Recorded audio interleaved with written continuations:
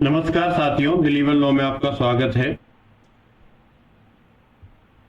हमने सीआरपीसी 81 तक पढ़ लिया था 82 से, और जो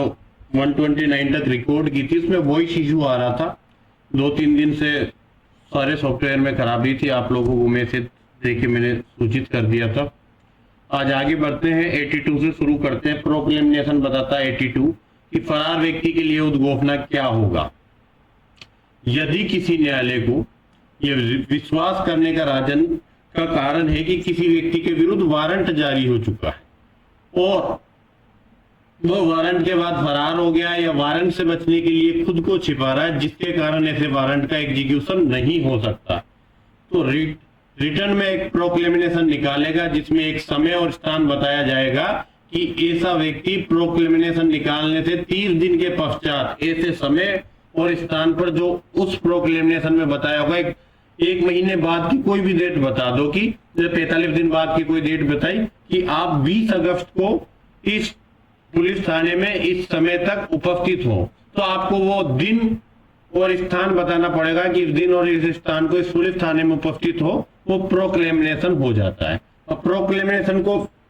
प्रकाशित कैसे किया जाता है, तो जिस गांव में वो व्यक्ति निवास करता था उसमें सार्वजनिक रूप से वो पढ़ी जाती है, चौराहे पे भीड़ इकट्ठी करके, और उनको पढ़ के सुनाई जाती है कि आपके गांव के इस व्यक्ति के खिलाफ प्रोक्लेमिनेशन निकली है। उस गांव के चौराहे के किसी सहज दृश्य भाग पर लगाई जाती है, जो प्रॉपर विजिबल पार्ट होता है, चौराहे वोराहे पे चिपका दी जाती है। आता जाता व्यक्ति देखे कि हमारे गांव के बड़े सम्मानीय व्यक्ति है जिनका पुलिस ने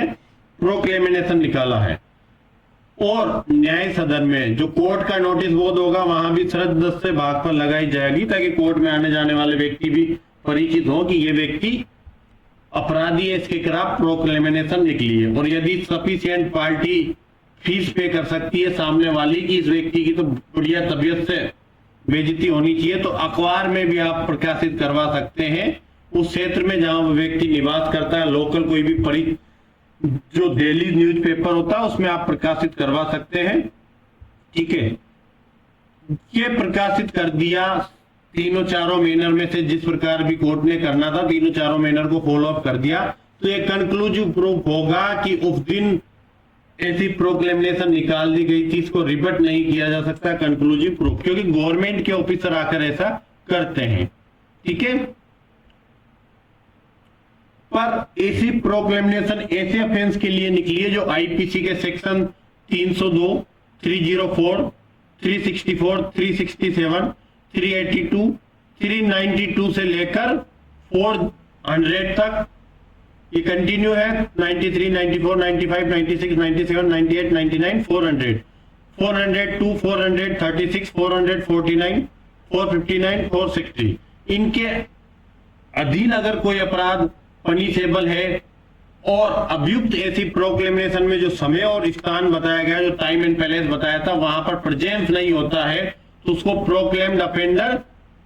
डिक्लेयर कर दिया जाएगा। और ऐसा प्रोक्लेम्ड अफेंडर डिक्लेयर होने का प्रभाव क्या होता है, आपने देखा था कहीं वारंट उसके लिए कोई प्राइवेट व्यक्ति को भी निर्दिष्ट किया जा सकता है, तो वो सारी चीजें लागू हो जाती है। कोई उद्घोषित अपराधी है, नॉन वारंट, बिना वारंट के उसको अरेस्ट कर सकती है, पुलिस के पास राइट आ जाता है, तो ये सारी चीजें उसके रिगार्डिंग नई चीजें क्रिएट हो जाती है। अब अगर उद्घोषणा निकालने के बाद कोर्ट को कभी भी लगता है किसी भी समय, तो उसकी जंगम और स्थावर संपत्ति, अच्छा ये पेन चल रहा है क्योंकि मैंने पहले क्लास रिकॉर्ड कर रखी थी और ये पेन वापस मिटाने का समय नहीं है, तो मैं पेन चेंज कर लेता हूं। तो वह कोई भी संपत्ति जो प्रोक्लेम्ड अफेंडर के पास है, उसकी जंगम स्थावर संपत्ति या दोनों प्रकार की संपत्ति को अटैच करने का ऑर्डर कोर्ट दे सकता है। यदि कोर्ट को प्रोक्लेमिनेशन निकालने के बाद यह समाधान हो जाता है कि जिस व्यक्ति के अगेंस्ट आपने प्रोक्लेमिनेशन निकाली है वो अपनी संपत्ति को या तो डिस्पोज ऑफ करने वाला है या न्यायालय की लोकल जुरिडिक्शन से उसको रिमूव करने वाला है प्रॉपर्टी को, तो वह उस कंडीशन में उद्घोषणा के साथ साथ प्रोक्लेमिनेशन के साथ साथ भी अटैचमेंट का ऑर्डर निकाल सकता है। मतलब प्रोक्लेमिनेशन निकालने के बाद उसकी प्रॉपर्टी को तो अटैच करना ही करना है। कब प्रोक्लेमिनेशन के साथ साथ ही अटैच करने का ऑर्डर दिया जा सकता है, वहां ए और बी कंडीशन बताती है, या तो प्रॉपर्टी को डिस्पोज ऑफ करने वाला या प्रॉपर्टी को रिमूव करने वाला उस न्यायालय की लोकल जुरिडिक्शन में जिसने उसके खिलाफ प्रोक्लेमिनेशन निकाली है। ठीक है, आगे बढ़ते हैं। अब कैसे अटैचमेंट होगा, अटैचमेंट अथोराइज कैसे होगा? अगर प्रॉपर्टी गवर्नमेंट को रेवेन्यू देने वाली है तो जिला कलेक्टर कर दे, सॉरी, अगर उसी डिस्ट्रिक्ट में, जिस डिस्ट्रिक्ट के अंदर कोर्ट ने प्रोक्लेमिनेशन निकाला उसी के अंदर प्रॉपर्टी स्थित है, तो उस मजिस्ट्रेट का आदेश ही उसको अटैचमेंट को अथोराइज कर देगा। पर आउट ऑफ डिस्ट्रिक्ट अगर आप किसी प्रॉपर्टी को अटैच करना चाहते हैं तो जिस डिस्ट्रिक्ट में वो प्रॉपर्टी स्थित है वहां के जिला मजिस्ट्रेट के द्वारा आपको अथोराइज करवाना होगा। तो अगर जैसे जयपुर के किसी चाकसू कोर्ट ने निकाली है या विराटनगर कोर्ट ने निकाली है, तो पूरे जयपुर के अंदर अगर उसकी प्रॉपर्टी है तो वहां अलग से कोई ऑर्डर नहीं, कोर्ट ने जो अटैचमेंट का ऑर्डर कर दिया वो वैलिड है, अथोराइज अटैचमेंट माना जाएगा। पर आउट ऑफ डिस्ट्रिक्ट है कि जयपुर का कोई कोर्ट बाड़मेर में कोई संपत्ति स्थित है अपराधी की, उसके अटैचमेंट का ऑर्डर निकाल रहा है, तो फिर आपको बाड़मेर के डिस्ट्रिक्ट मजिस्ट्रेट से उसको काउंटर साइन करवाना, एंडोर्समेंट करवाना पड़ेगा, जब वो आपका अटैचमेंट का ऑर्डर अथोराइज होगा। अगर कोई मूवेबल प्रॉपर्टी है या कोई डेट है, ऋण और जंगम संपत्ति है, उसका अटैचमेंट सीज के द्वारा किया जा सकता है, रिसीवर नियुक्त करके किया जा सकता है, या उस व्यक्ति के पास जिसके पास वो प्रॉपर्टी है, उद्घोषित अपराधी को या उसके निमित्त किसी व्यक्ति को उस प्रॉपर्टी को किसी अन्य व्यक्ति को परिधान करने से प्रतिषेध करने वाला प्रोहिबिट कर सकते हो कि आप इस प्रॉपर्टी को किसी अन्य को नहीं दोगे, ऐसा रिटर्न ऑर्डर उसको देकर इन तीनों में से किसी भी दो मैनर से आप प्रॉपर्टी को अटैचमेंट करवा सकते हो। ये अटैचमेंट करवाने के मैनर है कि कुर्की कैसे की जाएगी। और अगर कुर्की इमूवेबल प्रॉपर्टी की है तो वहां अगर रेवेन्यू लैंड है तो जिला कलेक्टर के माध्यम से, और अगर गवर्नमेंट को रेवेन्यू नहीं देती है तो आप उस प्रॉपर्टी का पोजीशन लेकर उसको अटैच कर सकते हैं, रिसीवर नियुक्त करके अटैच कर सकते हैं, या संपत्ति का कोई किराया या अन्य लाभ जो कंपनी से प्राप्त होता है और कंपनी को अन्य किराया या अन्य कोई लाभ प्राप्त होता है उस प्रॉपर्टी से, तो संपत्ति को किसी और अन्य व्यक्ति को परिधान करने से प्रोहिबिट करने वाला रिटर्न ऑर्डर के द्वारा आप ऐसे उद्घोषित अपराधी को की प्रॉपर्टी को अटैच कर सकते हैं। या इन तीनों में से कोई भी दो मैनर अपना के आप उस प्रॉपर्टी को अटैच कर सकते हैं, कोई भी एक मैनर अपनाना होता है इनमें से, ठीक है। पोजीशन लेके आपने कोई भी दो मैनर अपनाने होते हैं, या तो पोजीशन लेके रिसीवर नियुक्त कर दो, ठीक है। और अगर कोई स्पीडी और नेचुरल डिके है, कोई प्रॉपर्टी का नेचर ही ऐसा है कि वो बहुत कम समय में समाप्त हो जाएगी, 2 दिन में, जैसे दूध वगैरह है, तो इनको तो हैंड टू हैंड ही कोर्ट विक्रय का सेल करने का ऑर्डर दे देगा, इसको तत्काल विक्रय किया जाए और जो भी पैसा आएगा वो न्यायालय के आदेशों के अधीन होगा। पर जो 83 में प्रोक्लेम्ड अफेंडर की प्रॉपर्टी को अटैच किया है, अगर उस प्रॉपर्टी में किसी प्रोक्लेम्ड अफेंडर से भिन्न किसी व्यक्ति का हित है, इंटरेस्ट है, तो वो 6 माह के भीतर आकर कोर्ट में उस प्रॉपर्टी के रिगार्डिंग उसके क्लेम को रख सकता है कि इस प्रॉपर्टी में मेरा इंटरेस्ट है, उसका क्लेम कर सकता है। कोर्ट सुनेगा दावे आपत्तियों को और उसके अकॉर्डिंग उसको भागता है या पार्टली या वोली रिजेक्ट कर सकेगा या एडमिट कर सकेगा इस चीज को। पर अगर प्रॉपर्टी उसी जिले में, तो वही कोर्ट सुनेगा जिसने अटैचमेंट का ऑर्डर निकाला था। पर ऐसी प्रॉपर्टी आउट ऑफ डिस्ट्रिक्ट, जैसे जयपुर के कोर्ट ने बाड़मेर की किसी प्रॉपर्टी का अटैचमेंट का ऑर्डर निकाला था, तो फिर बाड़मेर के सीजेएम के द्वारा उस प्रॉपर्टी के रिगार्डिंग जो भी उस पर क्लेम आता है किसी पर्सन का कि इस प्रॉपर्टी में मेरा इंटरेस्ट है, तो उसको सुनने के लिए बाड़मेर के सीजेएम के द्वारा ऐसा किया जाएगा।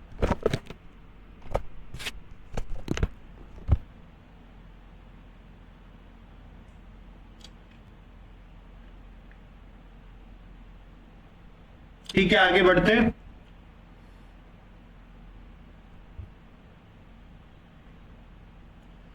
अगर उसका क्लेम जो कोई थर्ड पार्टी है प्रोक्लेम्ड अफेंडर से अदरवाइज कोई पर्सन है जो उस प्रॉपर्टी पर जिसको अटैचमेंट किया है प्रोक्लेम्ड अफेंडर की जो प्रॉपर्टी है उस पर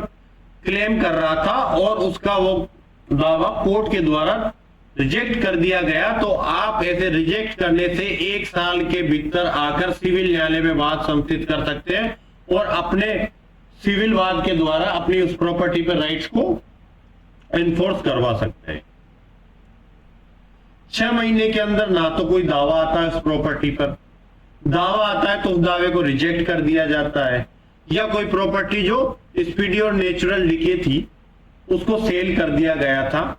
तो जो 6 महीने समाप्त होने के बाद कोई दावा नहीं आया या दावा आया था उसको रिजेक्ट कर दिया गया, उसके बाद उस प्रॉपर्टी को सेल करवाया जा सकता है। अगर वो व्यक्ति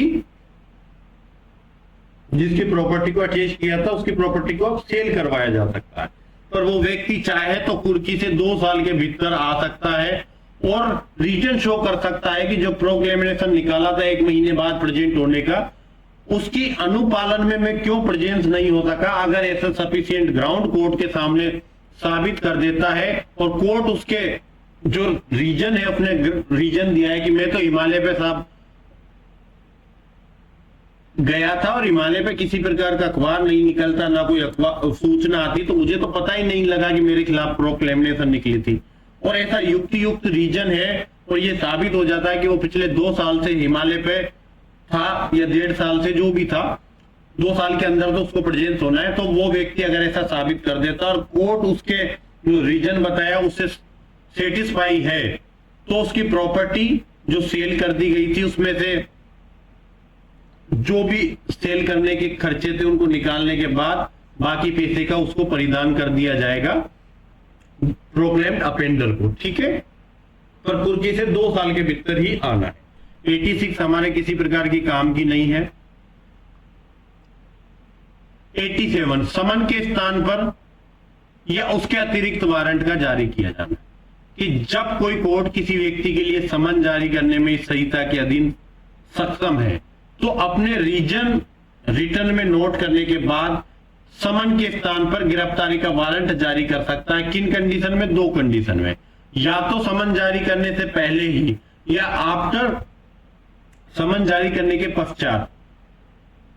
उसको लगता है कि हाजिरी के लिए जो समन के अनुपालन में जिस दिन प्रेजेंस होने के लिए बुलाया है उससे पहले ये व्यक्ति फरार हो गया है या समन के पालन में हाजिर नहीं होगा, ऐसा कोई सफिशिएंट रीजन की सर इसने तो दुबई के टिकट करा रखे हैं, आपने तो कोर्ट में 25 तारीख को बुलाया, इसका तो 23 तारीख को दुबई का टिकट है, तो ये तो फरार होने वाला है, आप उस टिकट की कॉपी लाकर कोर्ट में रख देते हो, तो कोर्ट को विश्वास हो गया कि मेरे समन में जो 25 तारीख को इसको कोर्ट में प्रेजेंट होना है कैसे होगा, ये तो 23 तारीख को दुबई भागने की फिराक में, तो आप समन के स्थान पर उसका वारंट जारी कर सकते हैं कि इसको धर के लाओ दुबई, तो हम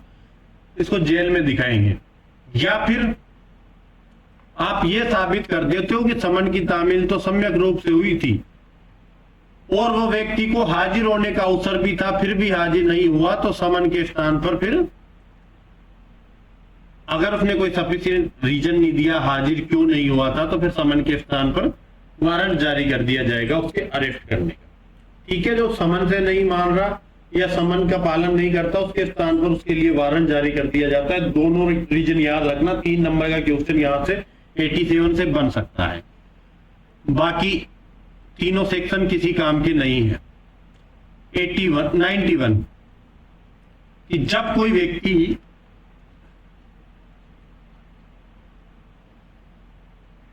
व्यक्ति है उसको न्यायालय या पुलिस थाने का बार साधक अधिकारी, पुलिस थाने का बार साधक अधिकारी जब इन्वेस्टिगेशन कर रहा हो उसे कोई दस्तावेज की आवश्यकता है या किसी भी आर्टिकल किसी भी चीज की आवश्यकता है, जब न्यायालय जांच कर रहा हो विचारण कर रहा हो कोई दस्तावेज की आवश्यकता है या अन्य किसी चीज की आवश्यकता है, तो न्यायालय तो निकालेगा समन। न्यायालय क्या निकालेगा? समन उस व्यक्ति को जिसके पास ऐसा दस्तावेज या चीज है, और पुलिस थाने का बार साधक अधिकारी देगा रिटर्न में ऑर्डर लिखित आदेश देगा कि वो दस्तावेज लेकर आओ जिसकी हमें आवश्यकता है। तो जब न्यायालय पुलिस थाने का बार साधक अधिकारी SHO है जो उसको लगता है कि इन्वेस्टिगेशन इंक्वायरी ट्रायल या अदर कोई प्रोसीडिंग से उनके रिगार्डिंग किसी दस्तावेज या चीज का पेश किया जाना नेसेसरी है, तो वहां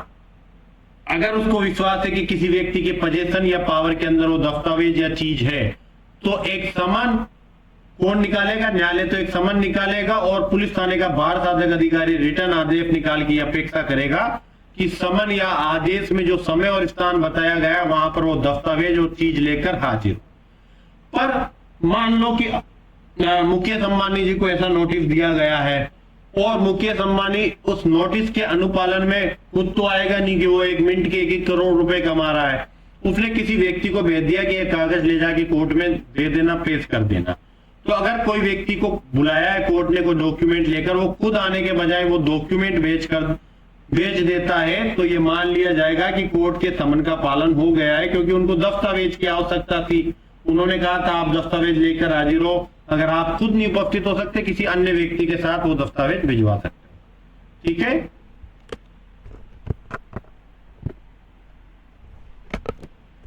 आगे बढ़ते हैं।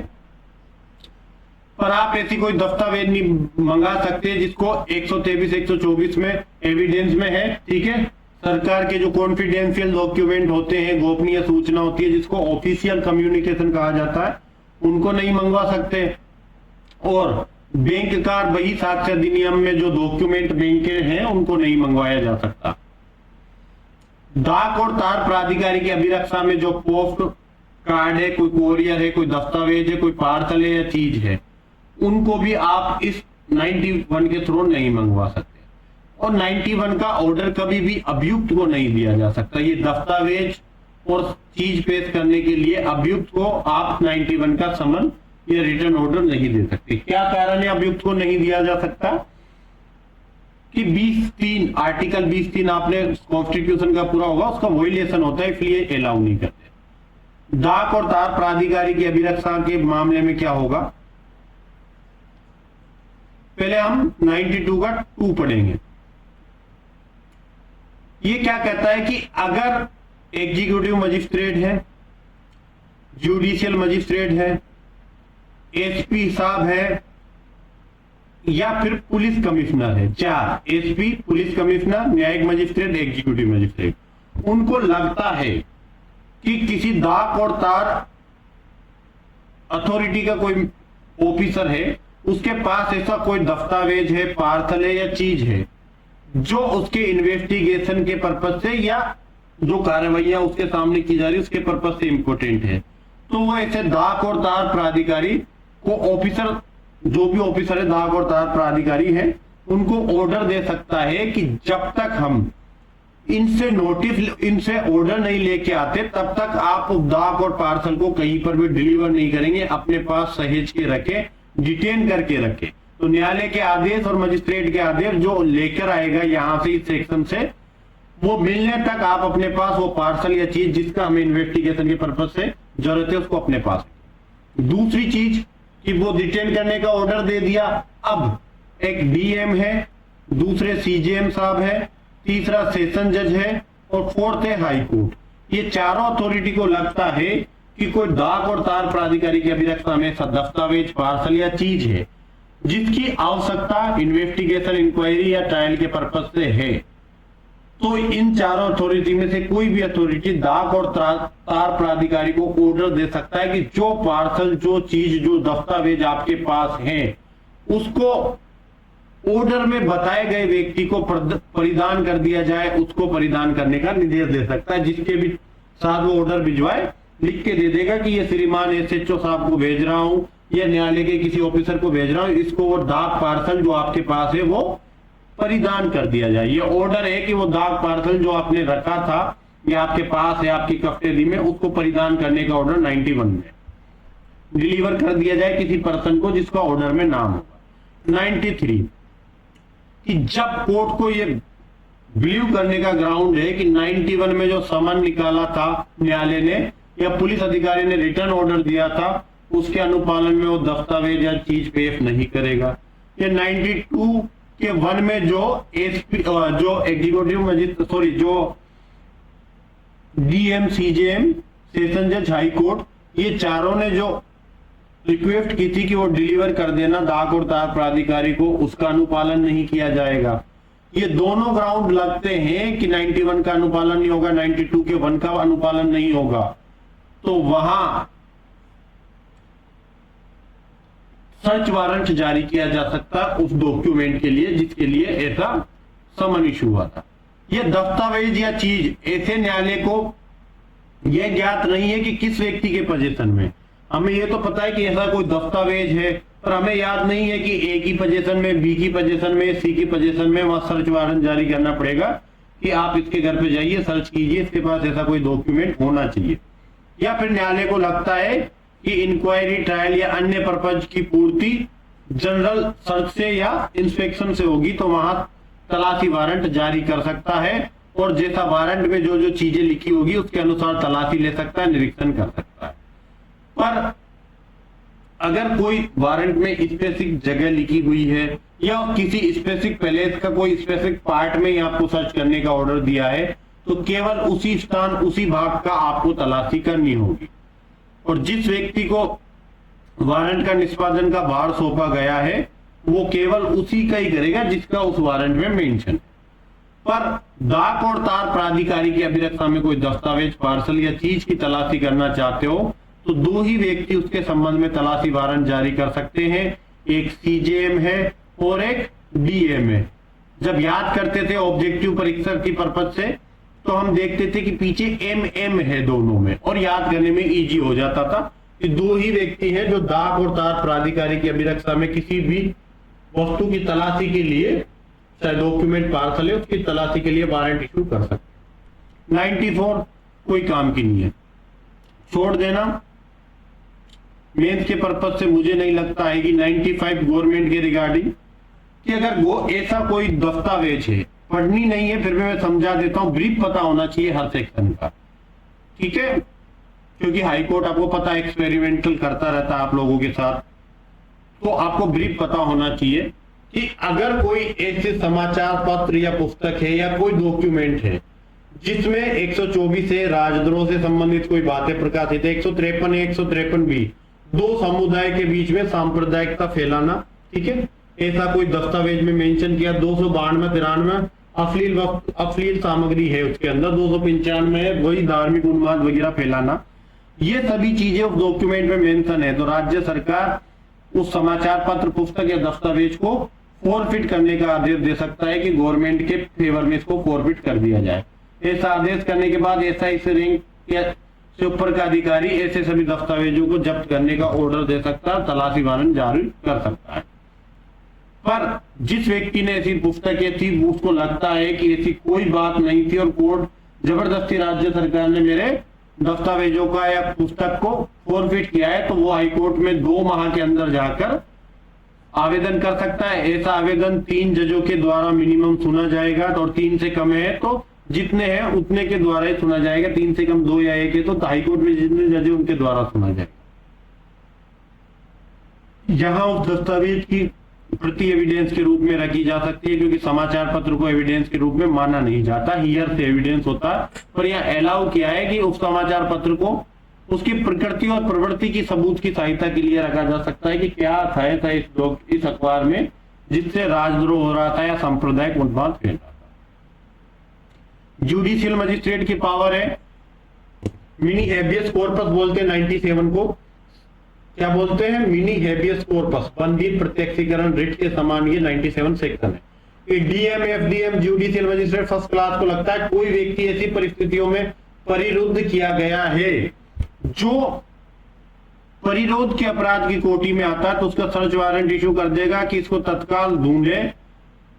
सर्च वारंट के अनुपालन में, और जैसे ये व्यक्ति मिलता है कोर्ट के सामने लेकर आए, और कोर्ट उसको कोर्ट के सामने लाने पर जो परिस्थितियों के अनुकूल लगता है वैसा आदेश कर सकता है, ठीक है। किसी की पोजीशन के रिगार्डिंग इस सेक्शन को यूज किया जाता है आजकल, जैसे बच्चे के रिगार्डिंग है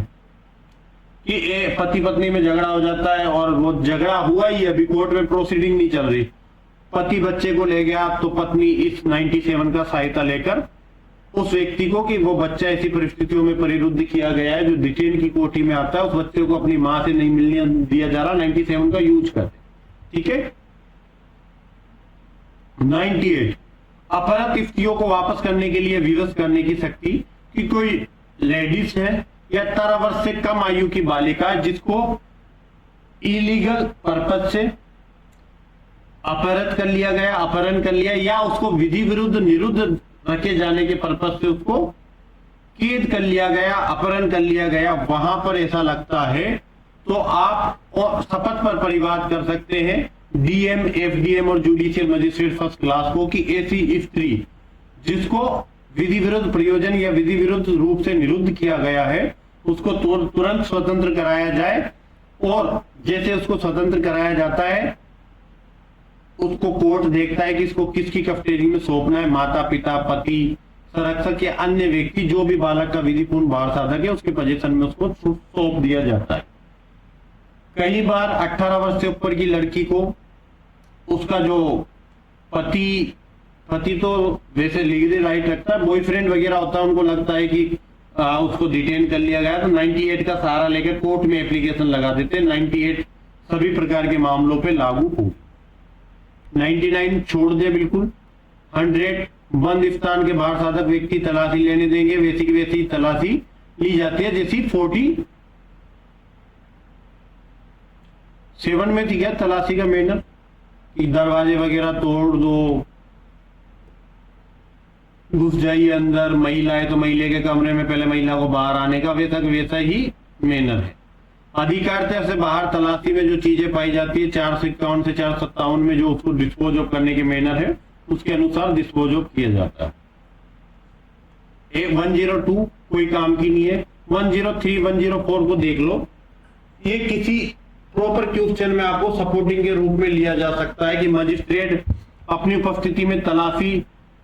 लेने का निर्देश दे सकता है यदि वो किसी स्थान की तलाशी के लिए सर्च वारंट इशू करने के लिए केपेबल है, तो वह खुद की प्रेजेंस में उस स्थान की तलाशी लिए जाने के लिए इंस्ट्रक्शन दे सकता है। कोई डॉक्यूमेंट है जिसको पेश किया गया था न्यायालय के सामने, चाहे 91 में, चाहे 92 में, 93 में, या किसी प्रकार से उस डॉक्यूमेंट को कोर्ट की कार्रवाई के पर्पज से पेश किया गया था, तो वह दस्तावेज या चीज को कोर्ट कंसील करने के लिए, परिबद्ध करने के लिए आदेश कर सकता है। 105 से लेकर 124 तक नहीं पढ़ेंगे, पर एक सेक्शन यहां पर जुडिशियल मजिस्ट्रेट का आता है, उसको हमें पढ़ना चाहिए। 106 है क्या? हाँ 106 है। 106 को पढ़ना चाहिए कि यदि सेशन मजिस्ट्रेट और जुडिशियल मजिस्ट्रेट फर्स्ट क्लास के कोर्ट को यह लगता है कि उपधारा 2 में जो अपराध बता रखे हैं, पहले उन्हीं अपराधों को देखते हैं। आईपीसी 153A, 153B, या कोई ऐसा जिसमें अटैक या क्रिमिनल फोर्स है, क्रिमिनल इंटिमिडेशन है, आपराधिक अभित्रास है, या कोई अन्य अपराध है जिससे परिशांति भंग होना हुई है या परिशांति भंग होना अपेक्षित है, या दोष सिद्धि को अपील या अन्यथा अपाफ्त कर दी गई है और बंद पत्र उस कारण शून्य हो गया है। एक्चुअल में इसको पिछले 3-4 घंटे से रिपेयर किया जा रहा था, तो रिपेयर करने के दौरान बहुत हीटिंग कर रहा है सिस्टम, ये काफी गर्म हो रहा है, इसलिए मैं जल्दी में पता ही नहीं लग रहा कि सब सेक्शन 3 पढ़ना शुरू कर दिया। तो कोई ऐसा है कि परिशांति भंग हुई है या परिशांति भंग होना हासियत है, इन सभी अपराधों के मामले में सेशन जज या जुडिशियल मजिस्ट्रेट को लगता है कि किसी व्यक्ति को वो इन सभी अपराधों में उसने दोष सिद्ध ठहराया, और उसको यह लगता है कि परिशांति कायम रखने के लिए ऐसे व्यक्ति से जिसने ये अपराध किए हैं और उसको दोष सिद्ध कन्विक्ट ठहरा दिया, तो कन्विक्शन में जैसे ही इसकी पनिशमेंट खत्म होगी उसके बाद ये परिशांति कायम रखे उस पर्पज से प्रतिभूति लेने के लिए 3 साल तक की से अनधिक के पीरियड के लिए उससे प्रतिभूति लेने के लिए निर्देश दे सकता है। ऐसे बॉन्ड होगा कि आप परिशांति कायम रखें, ठीक है, पीसफुली परिशांति कायम रखने के लिए उसको निर्देश दिया जा सकता है कि जैसे ही आप सजा भुगत लेंगे दोष सिद्धि के पश्चात, उस सजा के बाद आप 3 साल तक परिशांति कायम रखें। ये जो बॉन्ड लिया जाता है ये उसके सजा के कंप्लीट होने के बाद एप्लीकेबल होता है, ठीक है, क्योंकि जेल में जब तक तो क्या परिशांति खराब करेगा, जेल से जैसे ही छूटेगा उससे 3 साल के पीरियड तक आप परिशांति कायम रखेंगे, उसके लिए उससे बॉन्ड लिया जाता है। यदि दोष सिद्धि अपील में अन्यथा अपाफ्त कर दी जाती है तो जो बॉन्ड लिया था 3 साल तक का वो वॉइड हो जाता है। और इस धारा के अधीन जो जुडिशियल मजिस्ट्रेट सेशन जज की पावर है बॉन्ड लेने की, उस पावर का यूज अपीलेट कोर्ट या रिविजनल कोर्ट के द्वारा भी किया जा सकता है, जब अपील और रिवीजन में मामला उसके सामने जाता है। ठीक है, 116 रीड करने की आवश्यकता नहीं है आपको। अब आप देखिए 125 मेंटेनेंस डायरेक्ट, ज्यादा आगे मेंटेनेंस पे चलते हैं।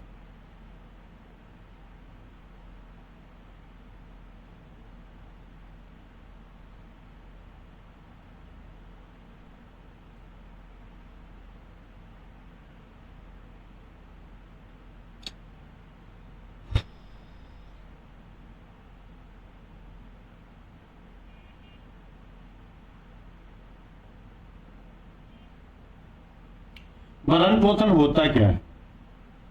कि अभी आपके घर वाले आपका भरण पोषण कर रहे हैं, मेंटेनेंस उठा रहे हैं, पढ़ा रहे हैं आपको। कल को आप जिम्मेदार व्यक्ति हो जाएंगे, जॉब लग जाएंगे, जुडिशियल मजिस्ट्रेट हो जाएंगे, तो आपकी जिम्मेदारी आपके माता पिता, आपके बच्चे, आपकी पत्नी, इनका मेंटेनेंस करें। और अगर ठीक ठाक पैसे हैं तो कोशिश करें कि कोई भी पढ़ने वाले बच्चे को हर महीने 3-4 हजार रुपए का सपोर्ट दिया जा सके एक बच्चे को, क्योंकि आप जुडिशियल मजिस्ट्रेट हैं, 1,29,000 आपकी सैलरी होती है, तो आप 3-4 हजार रुपए में आपको कोई ज्यादा बर्डन नहीं पड़ता। एक व्यक्ति को हम पढ़ाते हैं तो निश्चित रूप से वो जॉब लगेगा, सीखेगा, दूसरे व्यक्ति को पढ़ाएगा। मेरा ऐसा मानना है कि कहीं व्यक्ति बहुत अच्छा टैलेंटेड होते हैं, जीवन में आर्थिक कारणों से वो आगे नहीं बढ़ पाते, ठीक है, या समय पर उनको कुछ चीजें अवेलेबल नहीं हो पाती। मैं महसूस करता हूं इस चीज को, मैंने जी कर देखा है, इसलिए मुझे लगता है कि हेल्प की जानी चाहिए। ठीक है, अभी समझते हैं कि मेंटेनेंस किस किस का करना। यदि आपके पास पर्याप्त साधन है, ये मैं ए नामक व्यक्ति हूं, मेरे पास पर्याप्त साधन है, मुझे किस किस का मेंटेनेंस करना है। सबसे पहले तो वाइफ का, ठीक है, जो अपना भरण पोषण करने में कैपेबल नहीं है। दूसरा, चाहे तो लेजिटिमेट या इलेजिटिमेट माइनर चिल्ड्रन होना चाहिए। माइनर चिल्ड्रन कोई सा भी प्रकार का हो, माइनर होना चाहिए चिल्ड्रन, उस माइनर चिल्ड्रन का, चाहे तो वो धर्मज है या अधर्मज है। तीसरा, कि कोई माइनर नहीं है, मेजोरिटी हासिल कर चुका है, तो मेजोरिटी लिख देता हूं, मेजर लिख देता हूं, चलो मेजर चाइल्ड। चाहे तो वो मैरिड हो या अनमेरिड हो, यहां भी ये चीज सेम लागू होती है कि मैरिड हो या अनमेरिड हो, कोई फर्क नहीं पड़ता, दोनों को मेंटेनेंस देना है। तो यहां भी मैरिड अनमेरिड है, पर कब, जब यहां मेजर में एक चीज याद रखना, या तो मेंटली या फिजिकली वो डिसेबल है, तभी आपको उसका भरण पोषण करना है। तो क्या करना, और 1/4 वाला आता है आपके पेरेंट्स का। तो 4 लोगों का करना है, पेरेंट्स और पत्नी का तो करना ही करना है। पुत्र की अवस्था में याद रखो 18 वर्ष से कम का है, तो चाहे तो उसकी शादी हुई है नहीं हुई है, 18 वर्ष से कम का करना है। पर 18 वर्ष से कम उम्र का था, बाल विवाह आपने कर दिया, बालिका को निकाल दिया घर से, शादी करके दूसरे घर में भेज दिया, उस कंडीशन में तभी करना है जब उसका पति उस लड़की का भरण पोषण नहीं कर सकता, फिर पिता की जिम्मेदारी है कि वो भरण पोषण करेगा। तो 18 वर्ष से कम उम्र की संतान है, तो चाहे शादीशुदा हो, बिना शादीशुदा के हो, धर्मज हो, अधर्मज हो, सभी का भरण पोषण करना है। और 18 वर्ष से ज्यादा की है, तो चाहे धर्मज हो, अधर्मज हो, चाहे शादीशुदा हो या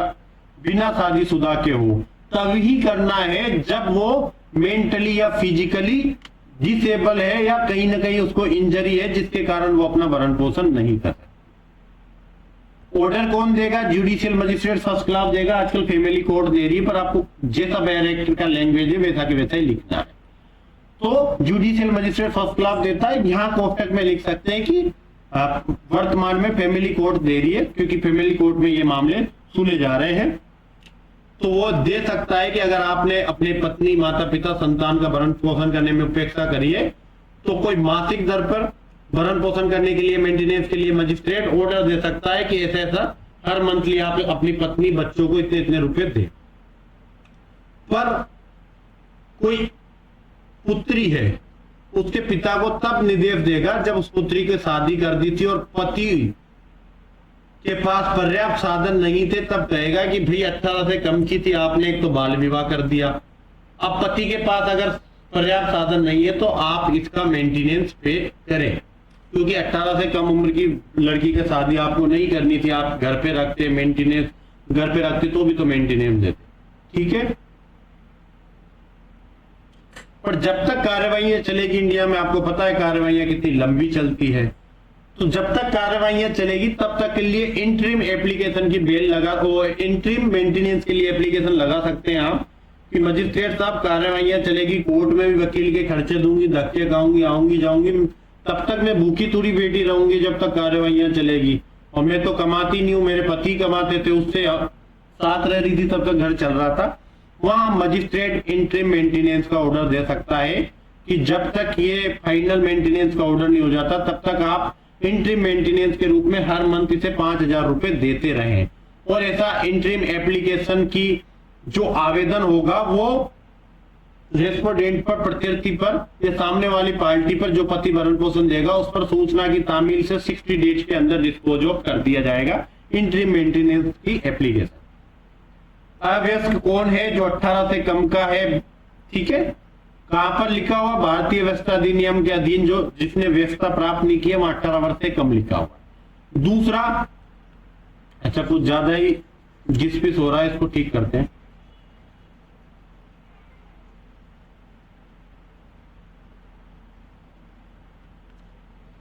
दूसरा, पत्नी कौन है? पत्नी में ऐसी स्त्री आ सकती है या तो जिसके पति ने उसको तलाक दे दिया, या पत्नी ऐसी थी कि उसने पति को लात मार के निकाल दिया, तलाक ले लिया, तो या तो पति ने तलाक दे दिया या पत्नी ने तलाक दे दिया। ये तो या के साथ ही दोनों में से एक ऑप्शन है कि या तो पति ने उसको छोड़ दिया या पत्नी ने खुद अपने पति को छोड़ दिया। और रीमैरिज नहीं की, अगर रीमैरिज कर दी तो मेंटेनेंस का राइट खत्म है, फिर सामने वाला जिससे भी शादी की है वो उदाय, उसके खर्चे, आप फ्री हो। तो जिसने अपने पति से तलाक ले लिया या जिसने अपने पति से तलाक ले लिया या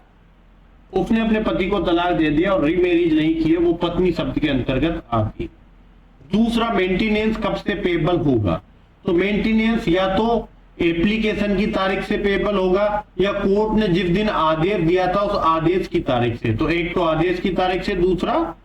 कोर्ट ने ऑर्डर दिया, जैसा भी मजिस्ट्रेट ठीक समझे वहां से ऑर्डर कर देगा कि या तो जिस दिन मेंटेनेंस का ऑर्डर हुआ कि आज से आप हर महीने इतना मेंटेनेंस पे करेंगे जो फाइनल ऑर्डर होगा, या फिर जिस दिन से आवेदन लगाया था साल भर कार्यवाही लगी तो साल भर का मेंटेनेंस एक साथ दे, टुकड़ों में दे, और अब से रेगुलर हर मंथ आप मेंटेनेंस पे करें। अगर मेंटेनेंस पे नहीं किया जाता है और उसके लिए एप्लीकेशन कोर्ट में लगाती है महिला कि इन्होंने मुझे मेंटेनेंस नहीं दिया है, पूरा महीना समाप्त हो चुका है, उसके बाद भी 1 महीना निकल गया, मैं वेट कर रही थी, मेंटेनेंस नहीं दिया, तो कोर्ट उस मेंटेनेंस को का ऑर्डर का भंग करते हो तो वहां वसूल करने के लिए वारंट निकाल देगा, और ऐसे वारंट के बाद भी आप पैसा पे नहीं करते हो तो 1 माह तक का कारावास दिया जा सकता है एक भंग के लिए। यह समझना कि 1 साल, मान लो कि 1 मंथ का आप पर मेंटेनेंस कितना इंपोज किया गया था, 2,000 रुपए इंपोज किया गया था, आपने पे नहीं किया और महिला ने एप्लीकेशन लगा दी कि मुझे जनवरी माह का या जून माह का जो 2,000 का मेंटेनेंस पेबल था वो दिलवाया जाए, और आपने वो पे नहीं किया तो आपको 1 मंथ का कारावास होगा, ठीक है, 1 मंथ का कारावास। पर आपने 3 महीने का एक साथ मेंटेनेंस मांगा, क्योंकि आप जिस महीने का मेंटेनेंस ड्यू हो जाता है उससे 1 साल के अंदर मेंटेनेंस मांग सकते हैं। 1 साल के अगर टाइम पीरियड ये निकल जाता है तो मेंटेनेंस नहीं मांग सकते। फिर इस पर लीडिंग केस लॉज पर हम चर्चा करेंगे यार,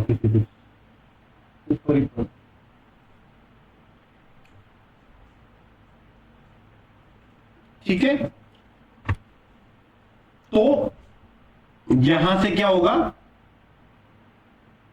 कि आपने जैसे 1 महीने का ही एक एप्लीकेशन लगाई तो 1 माह का कारावास हो गया, अगर उसका ब्रीच होता है मेंटेनेंस को पे करने का। 4 महीने की एक एप्लीकेशन लगाई तो एक एप्लीकेशन का ब्रीच पर 1 मंथ का कारावास है। और अगर मैक्सिमम कितने लगा सकते हो, क्योंकि आप जनवरी का मेंटेनेंस अगले साल जनवरी तक ही मांग सकते हो। 1 वर्ष के अंदर अवधि के अंदर आपने उसको उद्ग्रहित करने के लिए आवेदन नहीं किया कि मुझे मेंटेनेंस दिलाया जाए, तो आपका मेंटेनेंस का अधिकार उसका उस महीने का समाप्त हो जाता है।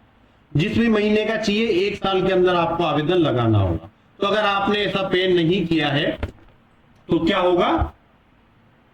आप मैक्सिमम 12 महीने का मांग सकते हैं, क्योंकि 1-1 साल का टाइम पीरियड है, और 12 माह के अलग अलग एप्लीकेशन लगाइए तो 12 ब्रीच होंगे और मैक्सिमम 1 वर्ष तक का कारावास हो सकता है। कहीं लीडिंग केस फ्लोज है यहाँ पर मेंटेनेंस के रिगार्डिंग आपको पढ़ने को मिलेंगे। मैं चर्चा कर देता हूं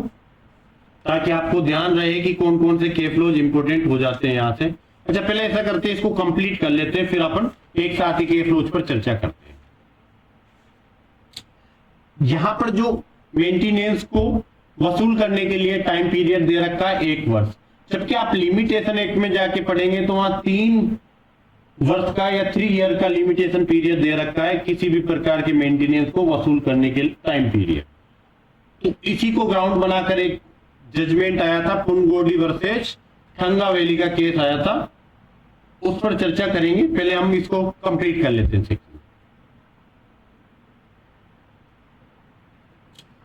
अगर वो पति कहता है कि मेंटेनेंस तो पे कर दूंगा, कोई इश्यू नहीं है मेंटेनेंस देने में सर, पर इनको मेरे साथ रहने के लिए तो बोलो, ये मेरे सबको छोड़ के अलग रह रही है, तो कोर्ट कह सकता है कि मेंटेनेंस लेना है तो आपको पति के साथ रहना चाहिए, क्यों नहीं रह रहे आप पति के साथ। और अगर ग्राउंड देती है कि मैं पति के साथ इस कारण नहीं रह रही, ग्राउंड से सभी कोर्ट को विश्वास हो जाता है, बिलीव करने का कारण है कि ग्राउंड ठीक है, वैलिड है, तो वो साथ रहने से महिला को साथ रहने का आदेश नहीं करेगा, अन्यथा महिला साथ रहेगी तो ही मेंटेनेंस मिलेगा, वरना मना कर दिया जाएगा। ठीक है। दूसरा, कौन कौन से ग्राउंड हो सकते हैं जब महिला अपने पति के साथ रहने से इनकार कर दे? यदि वह रखेल रखता है या वो उपपत्नी रखता है या किसी दूसरी महिला से शादी कर लेता है, ऐसी कंडीशन में महिला उसके साथ रहने से इनकार कर सकती है कि मैं तो नहीं रहूंगी, ये एक और महिला के को रखता है, ये ग्राउंड हो सकता है। मेंटेनेंस का ऑर्डर किस महिला के पक्ष में नहीं दिया जा सकता? तो ऐसी महिला जो एडल्ट्री में रह रही है, या विदाउट सफिशिएंट ग्राउंड, ये तो सफिशिएंट ग्राउंड थे, इनसफिशिएंट ग्राउंड के बिना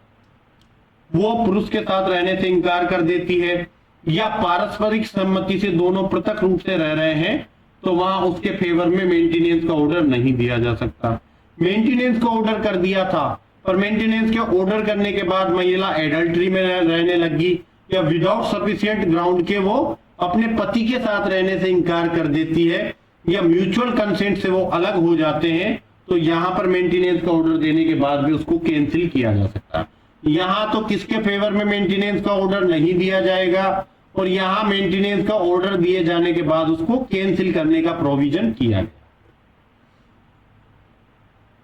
अब केसों पे चर्चा 126, 27 और डिस्पोज करते हैं, फिर केसों पे चर्चा करते हैं। 126 की मेंटेनेंस के लिए किसी व्यक्ति के विरुद्ध आप केस लेके आ रहे हो, कहां लेके आओगे? जहां वह व्यक्ति रहता है जिससे आप मेंटेनेंस चाहते हैं, जहां वह व्यक्ति और उसकी पत्नी दोनों निवास करती है, मतलब अभी दोनों साथ रह रहे थे वहां पर, या जहां अंतिम बार अब दोनों अलग रहने लग गए तो अंतिम बार पति पत्नी रहे थे वहां पर, तो या तो पति के जहां निवास करता है वहां ले आओ, या पति पत्नी जहां अभी एक साथ रह रहे हैं जब वो मेंटेनेंस की पत्नी डिमांड कर रही है वहां ले आओ, या जहां वो अंतिम बार पति के साथ रही थी वहां पर लेकर आ सकते हैं मेंटेनेंस का केस। मेंटेनेंस के केस में सभी प्रकार का एविडेंस उस व्यक्ति की उपस्थिति में लिया जाएगा जिसके अगेंस्ट मेंटेनेंस का एप्लीकेशन आई है, और अगर उसको पर्सनल एप्रियंस से छूट दी गई है तो उसके प्लीडर की प्रेजेंस में ऐसा एविडेंस लिया जाएगा। पर वो व्यक्ति को पता लगता है कि पत्नी तो पहुंच गई मेंटेनेंस लेने, अब मुझे मेंटेनेंस देना पड़ेगा, इसके लिए जो कोर्ट का आदेश में भरण पोषण का आदेश दिया जाना है या उस पर समन की तामील कर रहा है मेंटेनेंस के ऑर्डर के लिए, उस तामील से कोई व्यक्ति जानबूझकर बच रहा है या जानबूझकर कोर्ट में प्रेजेंस नहीं हो रहा है, तो वहां कोर्ट उसको एक पक्षीय रूप से सुने जाने के लिए एक्स पार्टी सुनेगा और डिस्पोज ऑफ कर देगा। ऐसा एक्स पार्टी ऑर्डर मेंटेनेंस का दिया जाता है। तो ऑर्डर देने से आप 3 माह के अंदर आकर कोर्ट को sufficient reason, good ground show कर देते हैं कि इस कारण वो कोर्ट के समन की तामील में उपस्थित नहीं हो सका था या हाजिर नहीं हो सकता था कोर्ट में मेंटेनेंस की जब सुनवाई चल रही थी, और उस ग्राउंड से कोर्ट विश्वास करता है कि ठीक ग्राउंड था, तो ऐसा जो एक्स पार्टी मेंटेनेंस का ऑर्डर था उसको सेट असाइड कर सकता है। पर जो व्यक्ति था उस पर किसी प्रकार के एक्सपेंडिचर है, जो कार्रवाइयां हुई थी उसके खर्चे इंपोज कर सकता है कि आप ये खर्चे दो, तभी सेट असाइड किया जाएगा। क्या मेंटेनेंस के ऑर्डर में परिवर्तन किया जा सकता है? हाँ, किया जा सकता है। कहाँ किया जा सकता है? एक तो हम 125 का 5वां वाला पॉइंट पढ़कर आए थे, वहां पर कह रहा था कि अगर महिला एडल्ट्री में रह रही है, भरण पोषण का आदेश कैंसिल कर दो। अगर महिला पति के साथ रहने से इनकार कर देती है, भरण पोषण का आदेश कैंसिल कर दो। म्यूचुअल कंसेंट से अलग रह रही थी, भरण पोषण का आदेश कैंसिल कर दो। उसके अलावा 127 में देखो कि परिस्थितियों में तब्दीली हो जाती है कि मेंटेनेंस का ऑर्डर दिया था कि वो तो बैंक में नौकरी करता था, 50,000 रुपए कमाता था,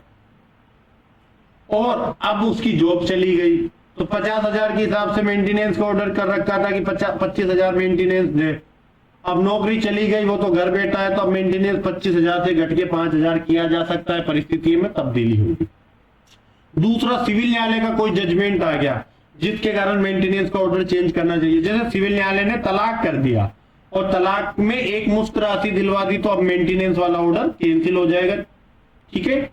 या दोनों ने तलाक कर लिया और तलाक करने के बाद दोनों ने डाइवोर्स प्राप्त कर लिया था। डाइवोर्स करने के बाद वो महिला है, उसने रीमैरिज कर ली, तो रीमैरिज कर ली तो अब उस पति की जिम्मेदारी खत्म होगी जिससे मैरिज की वो संभाले उसको, तो रीमैरिज की तारीख से ऐसा मेंटेनेंस का ऑर्डर कैंसिल हो जाएगा। या कोई रूढ़िजन्य लोकल कस्टम थे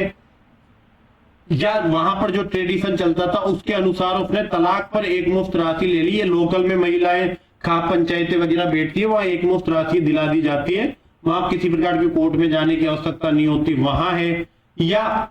उस दशा में जहां धनराशि ऐसे आदेश से पूर्व दे दी हो, वहां आदेश की तारीख से रद्द, कि आज जो कोर्ट ने मेंटेनेंस का ऑर्डर किया उससे पहले एक मुश्त राशि दे दी थी और उनके बीच में लिखित में राजीनामा हो गया था दोनों पार्टीज के बीच में कि अब हमारे बीच कोई कार्रवाइयां नहीं है, तो जहां मेंटेनेंस का ऑर्डर वो ऐसे समझौते की तारीख से रद्द कर दिया जाए।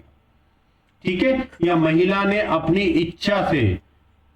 अपने भरण पोषण के अधिकार को त्याग दिया कि मैं तो नहीं लेती इससे वेले आदमी से पैसे, मैं अपनी खुददार लेडीज हूं, अपने पैसे पे जीऊंगी। कोई अन्य कोई दशा में जहां भी महिला को लगता है कि भरण पोषण नहीं लिया जाना चाहिए, वो ग्राउंड आप शो कर दीजिए। ठीक है। पर अगर कोई अन्य विधि के अधीन भी जाकर वो डीवी एक्ट में जैसे मॉनेटरी रिलीफ लेती है, तो ये जो पैसा या मेंटेनेंस का लिया था उसको वहां सेट ऑफ कर दिया जाएगा। कहीं भी लो पैसा किसी भी एक लो में ले लीजिए, दूसरे लो में अगर कोई ऑर्डर हुआ है तो पहले लो में जो आपने पैसा प्राप्त किया था उसको सेट ऑफ किया जाएगा। आदेश का प्रवर्तन वहां करवाया जाएगा जहां वो व्यक्ति रहता। अब केसों पे चर्चा कर लेता हूं, लीडिंग केस लॉज पर ही चर्चा करूंगा, ज्यादा केस लॉज लिख नहीं पाते। कीर्तिकांत दी गाडोडिया और गुजरात राज्य का केस है कि कोई निसंतान सौतेली माता है। ठीक है। पिताजी, उसके पिताजी दूसरी माता ले आए थे, वो पहली पत्नी का बच्चा था और दूसरी पत्नी ले आए पिताजी, तो वो सौतेला पुत्र भी अपनी निसंतान सौतेली माता का भरण पोषण करेगा। कीर्तिकांत दी गाडोडिया गुजरात राज्य के केस में। अहमद खान साहबानों का केस सब जानते हैं कि 125 का में जो मेंटेनेंस लेने का अधिकार है वो केवल हिंदुओं को ही नहीं है, मुस्लिम महिलाओं को भी है और इद्दत की अवधि तक वो ले सकती है। फिर इद्दत की अवधि वाला शब्द इसमें नहीं कहा गया था। साहबानों, बेगम और अहमद खान के जजमेंट को ओवरराइड करने के लिए एक एक्ट लाया गया था, मुस्लिम स्त्री तलाक के अधिकारों का संरक्षण अधिनियम 1986। वहां कहा था कि भाई मुस्लिम महिला ले तो सकती है मेंटेनेंस, पर इद्दत की अवधि तक ही ले सकती है, और जो इद्दत की अवधि होती है वो बहुत कम होती है। फिर बेनिया लतीफी भारत संघ का केस आया 2001 का, उसमें कह दिया कि जो इद्दत की अवधि तक मेंटेनेंस लेने के लिए मुस्लिम महिलाओं का जो कहा गया है उसका मतलब ये है कि जितना भी मेंटेनेंस देना है 10 लाख, 20 लाख, 30 लाख, वो इद्दत की अवधि के बीच ही डिसाइड कर दिया जाए और पे कर दिया जाए। तो उसने इंटरप्रिटेशन करके चीजों को बदल दिया कि महिला तो मुस्लिम महिला भी मेंटेनेंस तो पूरा ही लेगी, पर इद्दत की अवधि में ही उसका फाइनल डिस्पोज ऑफ ऑर्डर कर दिया जाए कि इतना मेंटेनेंस लेगी, ठीक है। उसको चाहे मासिक किस्तों में दिया जाए, एक मुफ्त दिया जाए। शबाना बानो इमरान खान का केस था 2010 का, मुस्लिम पुरुष भी 125 में भरण पोषण पे करने के लिए आबद्ध है। विजय मनोहर अरबत का राजस्थान आरपीएससी ने 2 बार जेलों के एग्जाम में पूछा है कि कोई पर्याप्त साधन वाली पुत्री है, चाहे वो शादीशुदा है या नहीं है, अपने माता पिता का भरण पोषण करने का आदेश दिया जा सकता है उसको कि वो अपने, उसके पास यदि जॉब है तो अपने माता पिता का भरण पोषण करे, ठीक है, चाहे शादीशुदा है या नहीं है। पत्नी शब्द के अंतर्गत केवल पहले विधि पूर्वक विवाहित पत्नी आती थी। सविता बेन सोमबेन भाटिया का केस था, वहां कहा कि केवल विधि पूर्वक विवाह किया है वही पत्नी शब्द के अंतर्गत आएगी 125 में, जब मेंटेनेंस का ऑर्डर दिया जाएगा। पर उर्मिला गोडसे और बादशाह गोडसे का केस आया था 2013 का, उर्मिला गोडसे बादशाह गोडसे, वहां कहा कि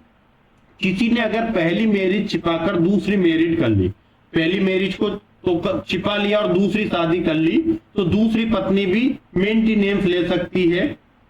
क्योंकि उसका तो कोई दोष ही नहीं है, तो उसको पत्नी शब्द के अंतर्गत शामिल किया था। फिर बाद में हमने एक लीडिंग केस पढ़ाई था इस पर। कौन सा लीडिंग केस है? जिसमें कहा गया कि लिव इन रिलेशनशिप में रहने वाली महिलाओं को भी भरण पोषण प्राप्त करने का अधिकार है। वेलू स्वामी पचाईमल का केस याद आया, डीवी एक्ट में पढ़ाया था मैंने प्री के दौरान कि जो विवाह सदर नातेदारी में रह रही है वो महिला डीवी एक्ट में मांग सकती है, डीवी एक्ट में नहीं मिला तो 125 सीआरपीसी में आकर अपना मेंटेनेंस ले सकती है। तो लिव इन रिलेशनशिप में रहने वाली महिला भी अब मेंटेनेंस मांग सकती है, ठीक है, यहां मांगो चाहे डीवी एक्ट में मांगो, कोई इशू वाली बात नहीं है। और केस आप देखना, एक तृप्ता देवी ललित मोहन का केस है, ये पति को रिलीफ प्रदान करने वाला केस है कि पति भी अपनी पत्नी से भरण पोषण प्राप्त कर सकता है, पर जम्मू कश्मीर हाईकोर्ट का केस है।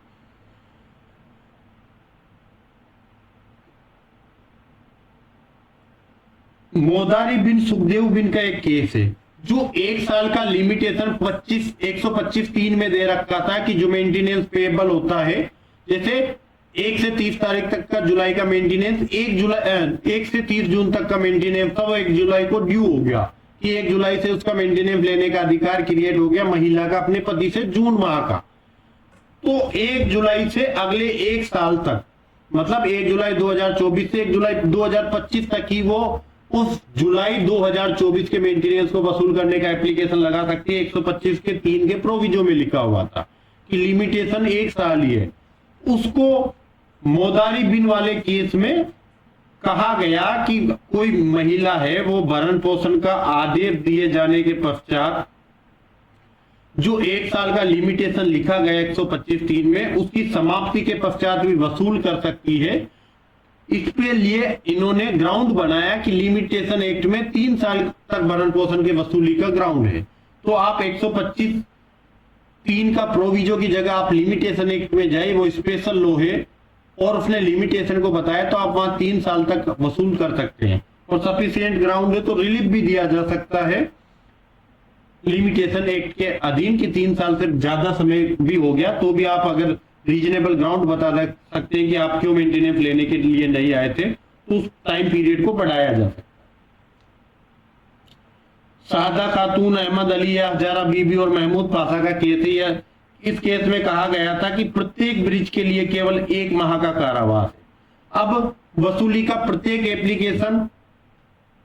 लगाई आपने, उस एप्लीकेशन पे नहीं किया तो एक ब्रिज माना जाएगा, प्रत्येक ब्रिज पर 1 माह का कारावास है। इस प्रकार मैक्सिमम आप 12 एप्लीकेशन लगा सकते हो और मैक्सिमम 1 वर्ष तक का ही कारावास आपको हो सकता है वसूली के लिए। तो भरण पोषण की वसूली के लिए 1 साल से ज्यादा तक आप लोगों को जेल में नहीं रखा जाएगा। धन्यवाद, आज इतना ही पढ़ते हैं। पीसी गर्म हो रहा है, बाकी कल से रेगुलर क्लासें होगी, 2 क्लासें चलाएंगे, एक आईपीसी चलाऊंगा एपीओ वालों के लिए, एक आपके लिए सीआरपीसी चलाऊंगा,